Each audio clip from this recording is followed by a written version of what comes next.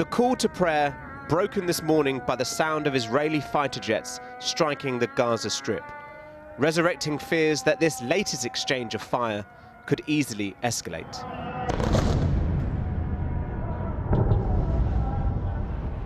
Rockets were launched back in retaliation, but most were intercepted by Israel's Iron Dome defense system. The Israelis say they were targeting locations used by the Palestinian militant group Hamas, both in Gaza and here in southern Lebanon. The strikes hit close to a Palestinian refugee camp, and while there were no serious casualties, a local farmer saw his livestock wiped out. At 4 a.m, the Israeli planes started striking us violently. I immediately gathered my wife and children and got them out of the house in case there was another strike. Israel says 34 rockets were fired across the border, the largest barrage to come from Lebanon in nearly 20 years, although most, like this, were intercepted. Neither Hamas nor the Shia militant group Hezbollah claimed responsibility, and the Lebanese Prime Minister condemned the attack. But the threat of escalation lingers at a time when the Muslim holy month of Ramadan coincides with Jewish Passover. Tensions have risen since Wednesday, when Israeli police raided Jerusalem's Al-Aqsa Mosque, claiming Palestinian agitators were desecrating the third holiest site in Islam. More than a dozen Palestinians were injured and hundreds arrested, in scenes that sparked anger across the Muslim world. Under the status quo, only Muslims can worship here, but members of Israel's right-wing government have been pushing for Jews to have greater access. They include Itamar Ben-Gvir, the ultra-nationalist once convicted of inciting racial hatred, who's now Israel's security minister. He made a provocative visit to the compound in January. Yet Prime Minister Benjamin Netanyahu says a rule change isn't on the agenda. We have no intention of changing the status quo on the Temple Mount. We are calling for calming the situation, and we will take strong action against extremists who use violence there. Regarding the aggression against us on other fronts, we will strike our enemies, and they will pay the price for any act of aggression. But as long as the far right holds sway in Israel's government, tensions are unlikely to dissipate, especially here in the occupied West Bank. Today, two sisters were shot dead close to the Jewish settlement of Hamra. The Foreign Office confirmed that they were both British-Israeli citizens. There have recently been regular clashes between Palestinians and Israeli settlers. While Israel has reinforced troops near its borders, neither side right now seeks an escalation. For Mr. Netanyahu, there are other battles ahead.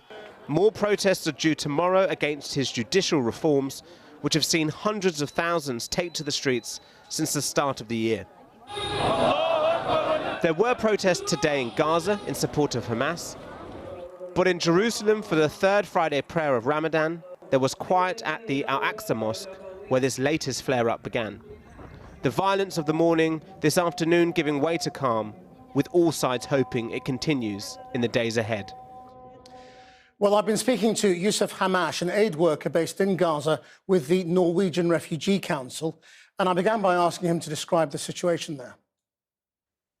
The situation in Gaza is, the circle of violence that never ending. It's repeated every couple of days. We have to go through this traumatic situation whenever something happens between both parties. Unfortunately, people in Gaza are waiting. No one understands what the situation is going to look like after the heavy night. And last night, the Israeli Air Forces have bombarded Gaza with more than 50 tons of explosives. It was a really heavy night. The Israeli Prime Minister is promising there is going to be more.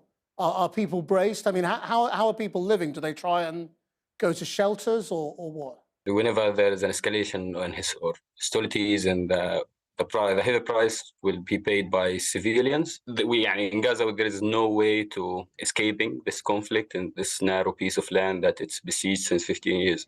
We don't have this kind of, as we say, fancy, we have a shelter or a bunker to secure yourself. Unfortunately, we don't have such a things in Gaza.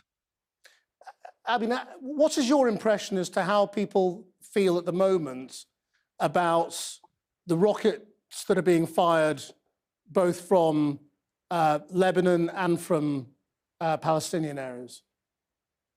Yani, as Palestinian and as a humanitarian, we are always desperately want to support our communities or the communities we serve. But during these kind of situations, we are hoping to secure ourselves now, because it's kind of a figure situation. There is nothing in the horizon. There is no any kind of solution that we're looking for. And this repeated violence that unfortunately is never ending. We are expecting, as a Gazan, we are expecting this day by day, every day when it's something happening in Jerusalem, or it's also now it's related to Lebanon, sometimes it's related to West Bank. So this kind of traumatic situation that we are living, I cannot say we are used to it, because it's not fair as a human being to be used to be bombed every night. And last night wasn't the first night. For the past few days, it's every night there is kind of exchanging of rockets between both parties. It didn't start with Lebanon. It started at the early beginning of Ramadan, when there is invasion to Al-Aqsa Mosque, and actually even way before that, when we have this extremist government came into power in Israel, everyone will start to feel really scary, and we were trying to look at the situation as it developed day by day. What kind of effect on the population is it having when they see images of the Al-Aqsa Mosque being invaded by Israeli soldiers? Okay, let me tell you more about Gaza. And over half of the residents live in poverty today here. 1/3 are classified as living in deep poverty. More than 63% of households experience severe insecurity, according to the UN World Food Programme. And the people of Gaza are facing a lot of difficulties, regardless if there is an escalation or not. They are under the siege since 15 years. So adding to that, this kind of escalation every few days. Unfortunately, all the world is looking when there is something happening, but there is root causes for everything here in Gaza. No one looks for it. There is people under occupation, people are under siege since more than 15 years, and they start to look for this narrow piece of land when there is bombardment on it. And this is inhuman in a way or another. Yousef Hammash, thank you very much indeed. Thank you.